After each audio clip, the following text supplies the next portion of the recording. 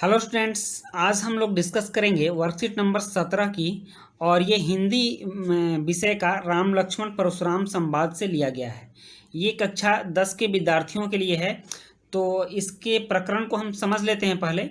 ये जो प्रकरण है ये रामचरितमानस के बालकांड का है। और इस बालकांड में जब राम जी लक्ष्मण जी के साथ विश्वामित्र मुनि को साथ लेकर के जनक के दरबार में सीता स्वयंवर में पहुंचते हैं, तो वहां उन्होंने शिव धनुष तोड़ा। और उस शिव धनुष के टूटने से परशुराम वहां आते हैं और वो बहुत क्रोधित होते हैं और कहते हैं कि जिसने भी तोड़ा है आप अपने आप ही बाहर आ जाओ, नहीं तो यहाँ उपस्थित सभी राजाओं को मैं मार दूंगा। इस पर लक्ष्मण और परशुराम के बीच संवाद होता है, बीच में राम भी बोलते हैं। तो इससे पहले के वर्कशीट में हम लोगों ने कुछ बातें पढ़ ली हैं और उससे आगे की बात को जानते हैं कि क्या संवाद उन लोगों के बीच हो रहा है। तो ये जो चौपाइयाँ हैं रामायण की, ये चौपाइयाँ काफ़ी मधुर होती हैं। बहुत हमारे क्षेत्र में लोग या फिर जो पुराने लोग हैं, अभी तो नए लोगों को मैंने बहुत कम सुना है, लेकिन पुराने लोग काफ़ी लयबद्ध इन चौपाइयों को गाते हैं। और गाँव में अभी भी इन चौपाइयों को शाम के समय गाया जाता है और बहुत ही मधुर स्वर के साथ इसको गाया जाता है। तो वहीं ये चौपाइयाँ हैं। इस चौपाई में कहा जा रहा है, लखन जी कह रहे हैं, लखन कहा हंसी हमरे जाना, सुनहु देव सब धनुष समाना। इसमें लखन जी व्यंग पूर्वक कहते हैं कि सब धनुष तो एक ही जैसा है, का छति लाभ जून धनु तोरे, देखा राम नयन के भोरे। वो कहते हैं कि सब धनुष तो हमें एक ही समान लगते हैं, एक दो धनुष के टूटने से ऐसी कौन सी लाभ हानि हो गई। एक्चुअली वो धनुष शिव धनुष था और उसके टूटने से परशुराम काफ़ी क्रोधित हुए। तो उनके क्रोध को शांत करने के लिए लक्ष्मण जी व्यंग पूर्वक, चूंकि उनका जो बल का पौरुष का जो घमंड था, उस घमंड को भी तोड़ना था, तो उसको तोड़ने के लिए लक्ष्मण ने व्यंग पूर्वक कहा कि सारे धनुष तो हमें एक समान ही लगते हैं, इस धनुष में ऐसा क्या लाभ हानि हो गया जो कि आप इतना गुस्सा रहे हैं। देखा राम नयन के भोरे, वो तिरछी नज़र से राम को देखते हुए इस बात को बोले। नेक्स्ट है कि छुअत टूट रघुपति पति हूँ न दोषु, मुनि बिनु काज करिय कत रोसु। उन्होंने कहा कि यह तो रघुपति मतलब श्री राम के छूने मात्र से टूट गया। हे मुनि, आप तो बिना काम के ही क्रोधित हो रहे हैं, ठीक ना। इसमें इनका कोई दोष नहीं, इन्होंने छुआ और टूट गया। तो अगली चौपाई है, बोले चितई परसुखी ओरा, रे सठ सुनहि सुभाव न मोरा। परशुराम जी अब बोलते हैं अपने परसु की ओर देखते हो। परसु मतलब फरसा, फरसा जो होता है काटने वाला, ये देख रहे हैं इनके हाथ में फरसा ना, इसकी ओर देखते हुए परशुराम जी कहते हैं, रे सठ सुनहि, शायद तुम, सठ मतलब बिना बुद्धि का, तुमने मेरे बारे में नहीं सुना है, तुम मेरे स्वभाव को नहीं जानते हो। बालक बोली बधौ नहीं तो ही, मैं बालक समझ के तुम्हारा वध नहीं कर रहा हूँ। बधौ मतलब वध, तुमको मार नहीं रहा हूँ। केवल मुनि जड़ जान ही मोही, यहाँ मोही होगा, वो मिसप्रिंट हो गया है। तो मुझे तुम साधारण ऋषि मुनि मत समझो, मैं तुमको बालक समझ के नहीं मार रहा हूँ, तुम्हारा वध नहीं कर रहा हूँ।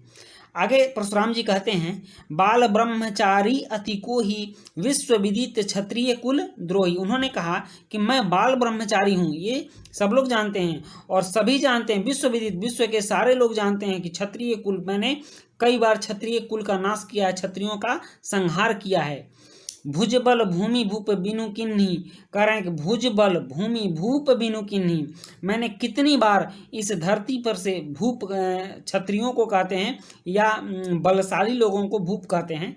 तो उन्होंने कहा कि इस भूमि से कितने बार मैंने क्षत्रियों का नाश किया है। विपुल बार महादेव दिन्ही, ऐसा आशीर्वाद हमें महादेव से, ऐसा वरदान प्राप्त हुआ है कि मैं बहुत बार मैंने क्षत्रियों का संहार इस धरती पर से कर दिया है। नेक्स्ट कहते हैं कि सहस बाहु भुज छेद निहारा, मैंने सहस बाहु को बुरी तरह से मारा था। सहस बाहु जिसके 1000 बाह थे, वैसा एक व्यक्ति था, उसको इन्होंने मारा था। तो वहीं कह रहे हैं मैंने उसको बुरी तरह मारा था। परसु विलोप महीप कुमारा, ठीक ना, मेरे फरसे से, महीप कुमार कहा जाता है राजा के पुत्र को। तो हे राजा का पुत्र, तुम मेरे फरसे को देख लो, नहीं कहा जाता कि इसको देख लो। तो वहीं कह रहा है अपने फरसे को दिखाते हो कि मेरे फरसे को देख लो। तो ये ऊपर की जो है ये चौपाइयाँ हैं, ठीक ना, इनको बोलने का तरीका अलग होता है। और इसके बाद ये जो दोनों है, ये दोनों दोहा है। रामचरितमानस में बहुत सारे चीज़ होते हैं। पहली बात तो ये कि वो चौपाइयों के साथ लिखा गया था।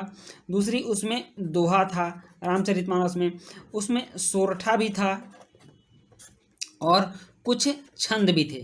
तो रामचरितमानस चौपाई, दोहा, सोरठा और छंद को मिलाकर के लिखा गया था।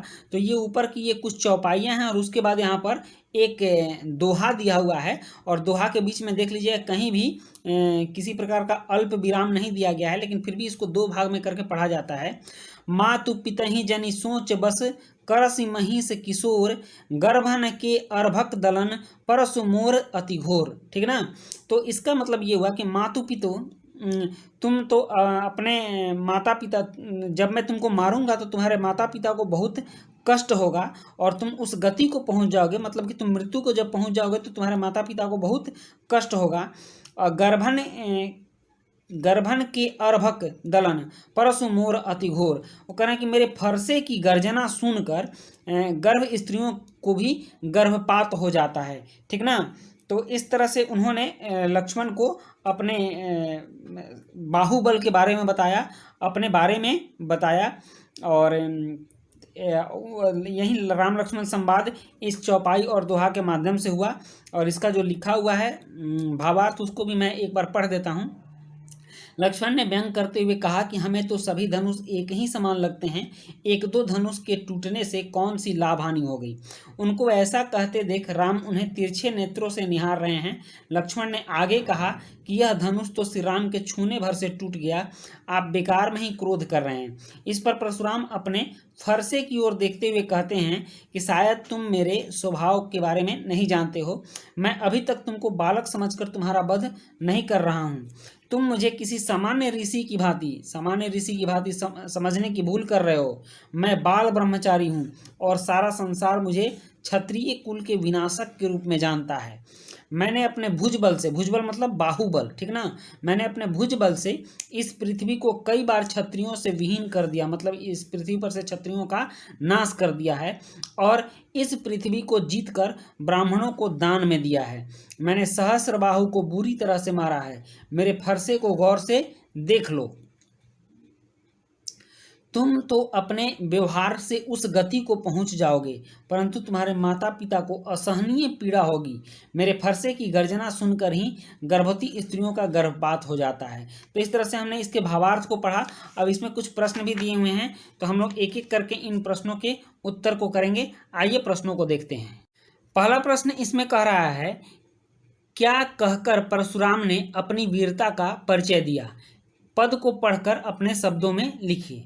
तो पहले प्रश्न का उत्तर होगा, यहाँ पर है पहले प्रश्न का उत्तर है, परशुराम ने लक्ष्मण से कहा कि मैं बाल ब्रह्मचारी हूँ और सारा संसार मुझे क्षत्रिय कुल के विनाशक के रूप में जानता है।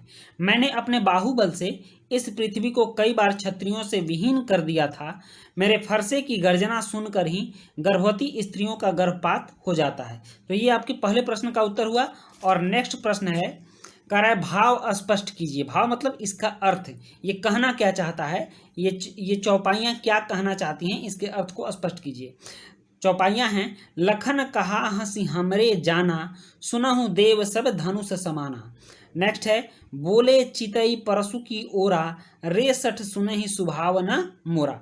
तो दूसरा प्रश्न का भाव है, ये दूसरा प्रश्न है। इस प्रश्न का उत्तर हमने लिखा है, प्रस्तुत चौपाई रामचरितमानस के बालकांड से लिया गया है। इसमें लक्ष्मण और परशुराम जी के बीच संवाद हो रहा है। लक्ष्मण जी कहते हैं व्यंग करते हुए कि हमें तो सभी धनुष एक ही समान लगते हैं। इस पर क्रोधित होकर परशुराम जी अपने फरसे की ओर देखते हुए कहते हैं कि शायद तुम मेरे स्वभाव को नहीं जानते हो। ये दूसरे प्रश्न का उत्तर हो गया। और नेक्स्ट तीसरा प्रश्न है, कह रहा पिछली कार्य पत्रिकाओं में, पिछले जो वर्कशीट थे, आपने अनुप्रास अलंकार के बारे में पढ़ा था और उसी आधार पर प्रस्तुत पद में से अनुप्रास अलंकार के दो उदाहरण छांट के लिखिए। तो अनुप्रास अलंकार का मतलब होता है जब कोई वर्ण बार बार आता है तो उसको अनुप्रास अलंकार बोलते हैं। तो इसमें दो अनुप्रास अलंकार लिखना है। तो वो दोनों अनुप्रास अलंकार देखिए तीसरे प्रश्न के उत्तर में लिखा हुआ है। पहला विश्व विदित, इसमें देखिए वह जो है लगातार आया है, और दूसरा है भूमि भूप। ठीक, तो ये दोनों अनुप्रास अलंकार के उदाहरण हैं, आप इनको लिख सकते हैं तीसरे प्रश्न के उत्तर के रूप में। चौथा प्रश्न है, लक्ष्मण और परशुराम के संवाद का जो अंश आपको अच्छा लगा उसे अपने शब्दों में संवाद शैली में लिखिए, मतलब बातचीत के क्रम में लिखिए। तो इसका उत्तर भी यहाँ लिखा हुआ है। चौथे प्रश्न का उत्तर है, इस संवाद का सबसे अच्छा अंश हमें लगा कि लक्ष्मण जी कहते हैं व्यंग करते हुए कि हमें तो सभी धनुष एक ही समान लगते हैं, एक दो धनुष के टूटने से कौन सी लाभ हानि हो गई। इस पर क्रोधित होकर परशुराम जी अपने फरसे की ओर देखते हुए कहते हैं कि शायद तुम मेरे स्वभाव को नहीं जानते, मैं तुम्हें बालक समझकर वध नहीं कर रहा हूँ। यहाँ पर थोड़ा सा छूट गया है, बालक समझकर वध, वध का मतलब होता है मारना, जान से मार देना। मैं तुम्हें बालक समझकर वध नहीं कर रहा हूं। ठीक है, तो इस तरह से आपके चारों प्रश्न के उत्तर हो गए और इसी के साथ आपका जो ये वर्कशीट 17 है ये समाप्त होता है। और इस चैनल पर आपके सारे वर्कशीट आते रहेंगे, इसलिए आप लोग इस चैनल को जरूर सब्सक्राइब कर लें और इसे अपने दोस्तों के बीच भी शेयर करें ताकि वो भी इससे लाभ उठा सकें।